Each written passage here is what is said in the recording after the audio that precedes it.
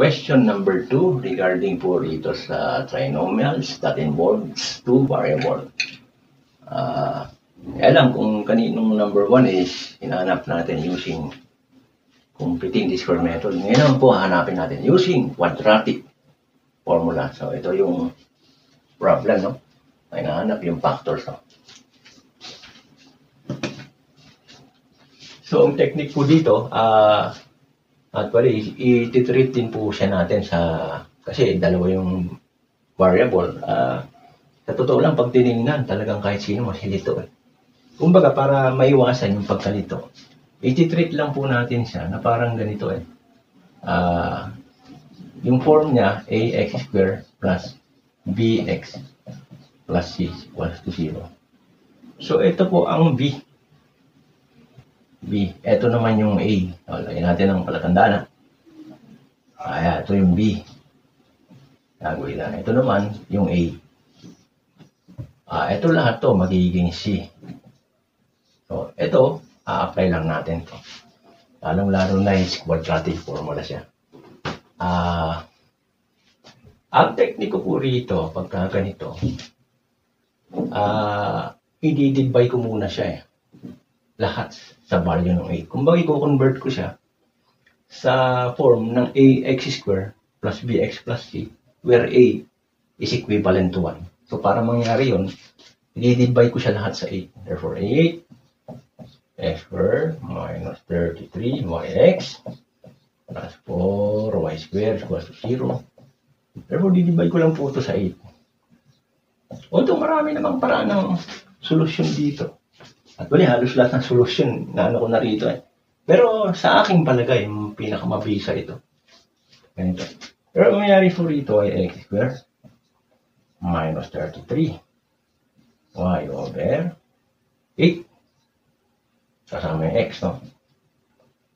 Plus 4 over 8 is 1/2 . Therefore, magiging y squared. Over 2 lang talaga siya. Equivalent to 0.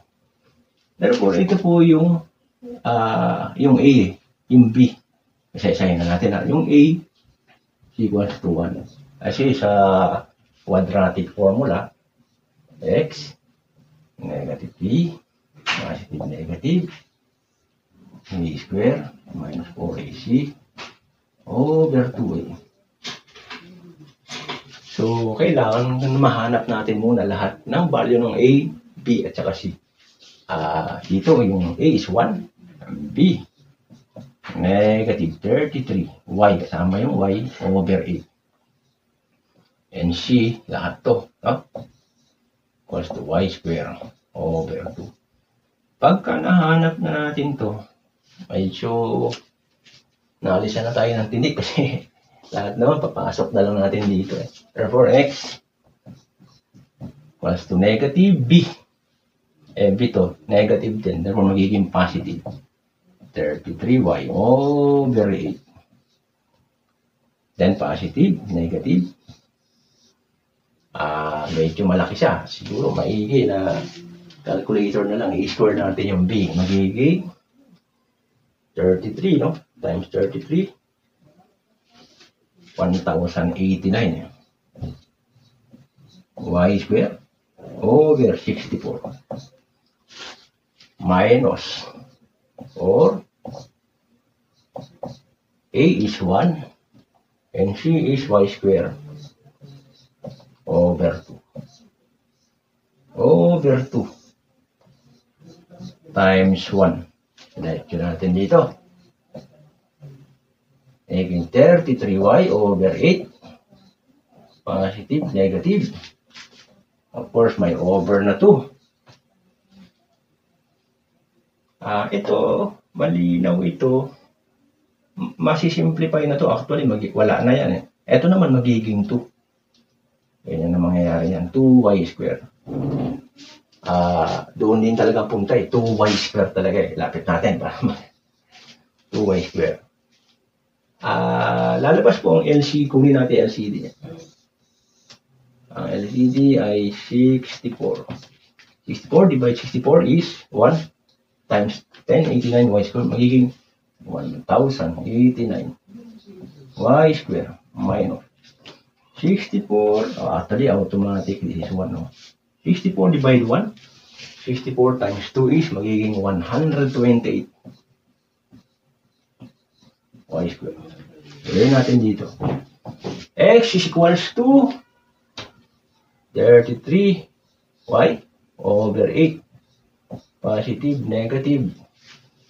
Of course, over na to, over 2. Ito, ma-minus lang natin. 1089 minus 128. 961.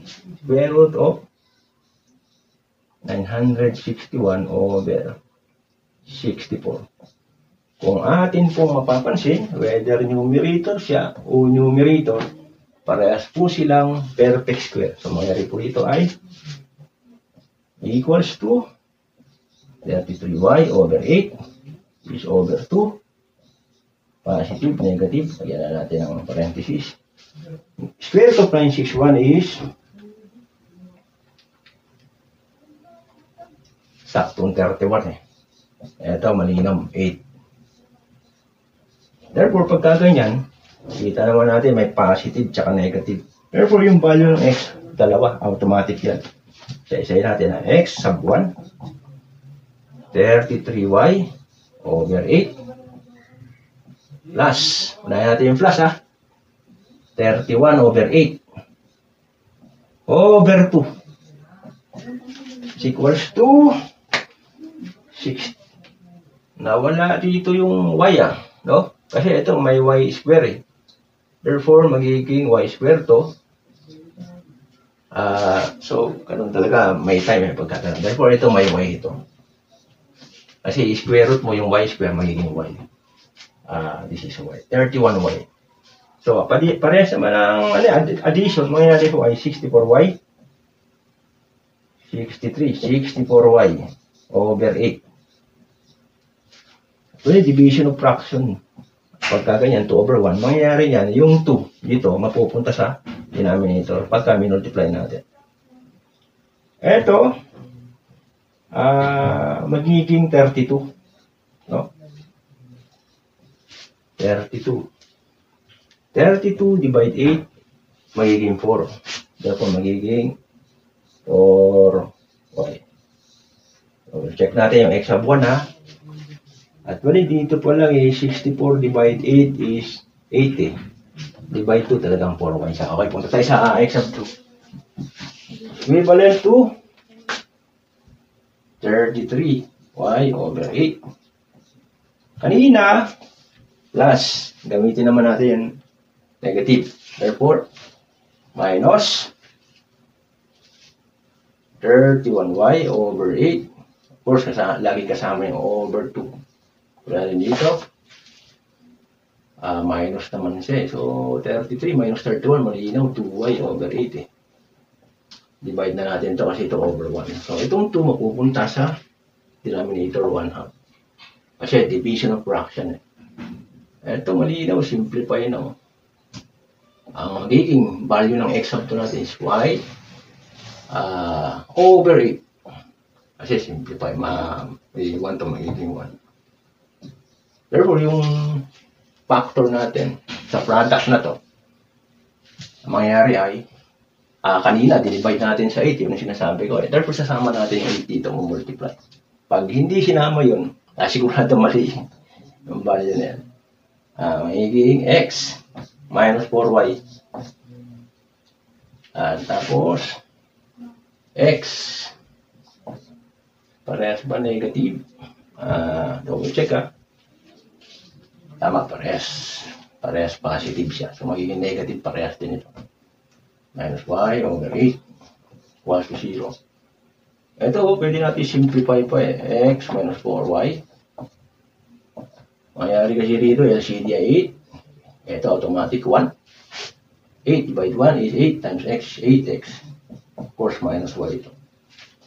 Ito, malinaw, masisimplify Matitira po ay x minus 4y times 8x minus y equals to 0. Ang next question po, ang Ang tanong po rito talaga, pag nasagutan na yung answer, tama ba na talagang ito yung factor? Again, papasok po tayo rito. Kung multiply natin yung 2 at saka 3, eh yung product dapat yung factor na lalabas is 6. Pero hindi po rito, ito yung product. Of course, ibig po sabihin, ito rin po yung lalabas na factor. Check po natin, x times 8x magiging 8x squared. Kumbaga, namuro ka agad 8x times 4y is minus 32y x or xy. Negative y times negative magiging positive 4y squared. Ops, yung ikaslo ko pala, no? Negative 32y times negative xy. Lagay na natin dito kasi sa mga ganitong klaseng polynomial naman, hindi naman importante yung position, pwede naman pagpalit-palitin. Pero pagka ito, minultiply, negative xy equals to 0. Therefore, kukumpine na natin similar term. Magiging negative, no? 33 middle term. First term is 8x squared. Kinumbine natin to, tsaka to minus 33 xy plus 4y squared. Dapat parehas na parehas po ito roon. Kung hindi, mali itong answer na to. Then, check natin yung parehas. 8x squared minus 33 xy plus 4y squared. Ibig sabihin, parehas na parehas Ibig sabihin yung sagot natin na to, 99.99% talagang tama. Mamaya po, other example regarding po rito sa klase ng products and factors. Salamat po, thank you.